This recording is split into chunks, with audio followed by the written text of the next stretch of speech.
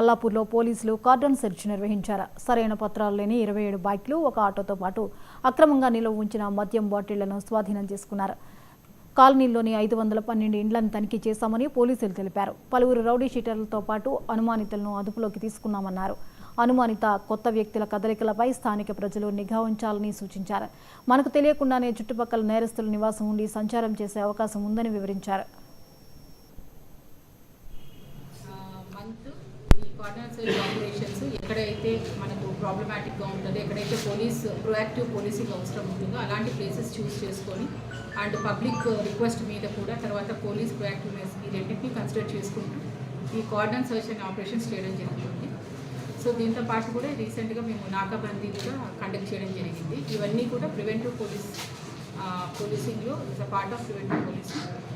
ఈరోజు ఈ cordon సెర్చ్లో total force దాదాపు 212 మెంబర్స్ పార్టిసిపేట్ చేయడం జరిగింది. ఒక డీసీపీ గారి ఆధ్వర్యంలో 2 అడిషనల్ డీసీపీస్, ఒక ఏసీపీ గారు, తర్వాత 5 మంది ఇన్స్పెక్టర్స్, ఎస్ఐస్, ఏఎస్ఐస్ ఒక 38 మంది అండ్ ఒక 140 members around PCs and home guards ఈ సెర్చ్ ఆపరేషన్లో పార్టిసిపేట్ చేశారు.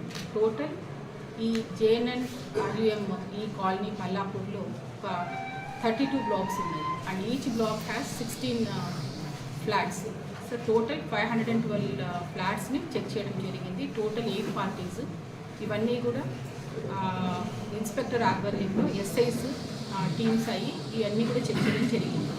సో ఈ చెక్ చేసే క్రమంలో ఇక్కడ ఉన్న వాళ్ళు ఎవరు, లేకపోతే బయట నుంచి వచ్చి ఇక్కడ నివాసం ఉంటున్న వాళ్ళు ఎవరు, ఎవరైనా మైగ్రెంట్స్ ఉన్నారా, ఉంటే వాళ్ళు ఏం చేస్తున్నారు, ఎక్కడ పని చేస్తున్నారు అనేది కూడా క్రాస్ వెరిఫై చేసుకోవడం, వాళ్ళకి ఉన్నటువంటి Aadhaar card and other details